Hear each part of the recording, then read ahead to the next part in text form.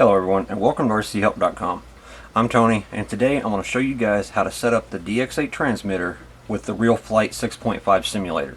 Now this will probably work on some of the earlier simulators, but for this video in itself, we're just going to deal with RealFlight 6.5. As you can see, I do have my RealFlight open. However, my DX8 is not working at the time. What we need to do is we need to go into the radio and we need to set up our model. Alright, once you have your radio in front of you like you do here, what we need to do, push and hold the button and then turn the radio on. Now we need to go to Model Select. Once we're in Model Select, as you can see, I've got two different files here. One is RF6.5P, the other one is H.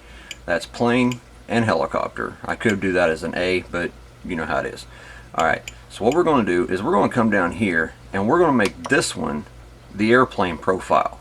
So what we need to do, go down here, type, put in airplane, yes, model name, go in, put whatever you want. Alright, as you can see there, we got RF6.5A. Go back here to back. Wing type, doesn't matter. Switch select, doesn't matter. None of these other menus are going to matter. Now what we need to do is go into our main screen and just verify that all of your trim tabs are in the center. Make sure all your switches are in their default position or position 0. This switch is down, this switch is back, this is back, and this one's in the middle. Now what we want to do, go ahead and go into the menu. We can go to dual rate and expo, and you can come in here and you can put in any dual rate or expo that you want. It works beautifully on this radio. This is an excellent way to figure out your dual rate and expo settings. Come in here, play with it, and then play with it on the sim. Once you're done with setting up your dual rate and expo, which you don't have to do at first, you can do it a little bit later, what we need to do is we need to get the other radio up here and take a look at some of the cables that are going to come with it. Alright, when you buy your RealFlight simulator, it's going to come with the controller, and then it's going to come with two cables. This one is for use with Futaba radios. This one's for use with Spektrum and Futaba. The reason I say and is you'll plug this side into the interleak radio, and then this will actually plug into here, and then this will plug into the back of your Futaba radio. However, a Spektrum, guys, all we're going to use is that right there. So go ahead, find your cable, untie it, turn your radio over, and then it'll plug in just like that. Once you got that plugged in, we'll come over here to our Spektrum radio and turn the radio off. Now what we'll do is we're going to plug it into this trainer port right here. Now watch, whenever I plug it in, it's automatically going to turn it on. Now as you can see up here, it says slave. I don't know if you guys can really notice, but this light here is not on, which means there's nothing being broadcast out your antenna. It's also going to help save your battery life. So now we've got our model set up, we've got our wire put in, now we're ready to go into the simulator and make the necessary changes in there. Alright, once you get into the simulator, what you need to do is you need to come up here, click on controller, and then mouse over select controller. It'll take it a minute, but then select Interlink Elite Transmitter 8 channel. That is going to select our DX8. Now to get ready to calibrate the radio, what we need to do is these two switches here need to be in the middle. This knob needs to be in the middle. Don't worry about this switch, and since this is a 2-position switch, it doesn't matter which position it's in. It's either on or off.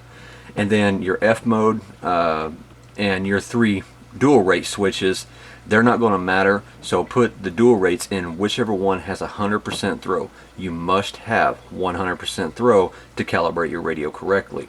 Next, we need to raise our throttle up and put it right there in the middle. Now what we need to do is we need to come over here, select controller, and then select controller calibration. It's going to tell you you need to center all your sticks. We've already done that. Go ahead and click next. Now what we need to do is we just need to stir our sticks. Alright, once they're stirred, you know that you're getting 100% travel out of them. We'll go ahead, flip our switch. As you can see, this one is channel 7. This one right here is channel 6. This one is channel 5, and then our knob up here is going to be channel 8. Now make sure whenever you're doing this, pay attention to the stick on the screen, because that's going to tell you if you have something backwards. Alright, we'll go ahead, center it back up. Don't have to center it, but we're going to. And then click finish. Now as you can see, the helicopter it just flat took off at mid stick. It shouldn't have done that. One, we're an airplane.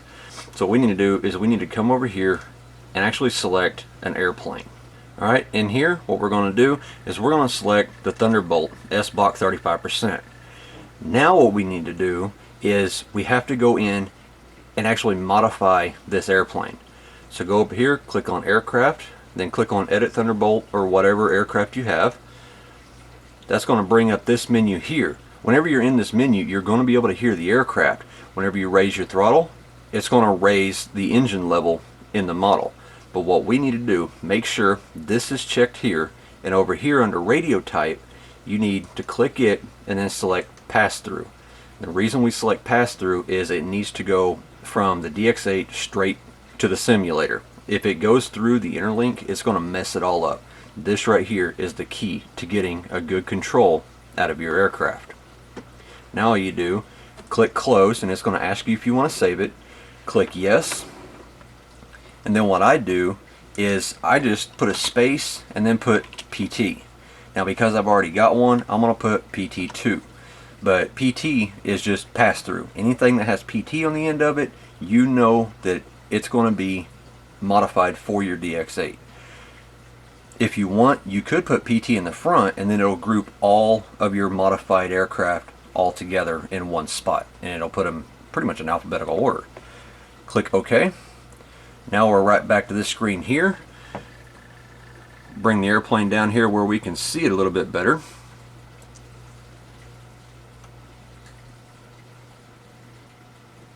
And now as you can see, we've got full elevator throw, full rudder throw, full aileron throws. Now all we got to do is take this airplane out and give it a test flight.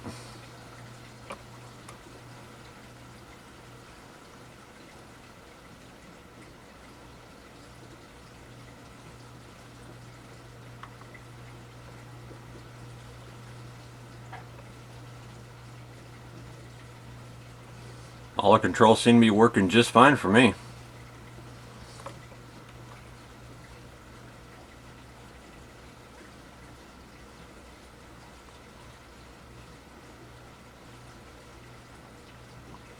And there you have it, guys.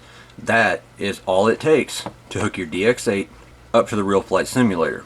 If you're wanting to do this with a helicopter, it's as simple as instead of selecting an airplane, you select a helicopter model. Make sure you're on one servo 90 degree, and that's it. Once you get done, program your dual rate in Expo, and you're done. I mean, it is literally that simple. The key is going up here, clicking on aircraft, and then editing the actual aircraft that you're flying and select pass through. What sucks is you got to do this to every aircraft you fly. However, once you get it done, it's done. You save it. Once you save it, it's going to be in there from now until you delete this file out of your computer. So guys, if you have any questions, come over to the forum and post up, and I'll answer any question you have. I want to thank you guys for watching. Again, hope to see you guys on the forum, and we'll see you guys in the next video.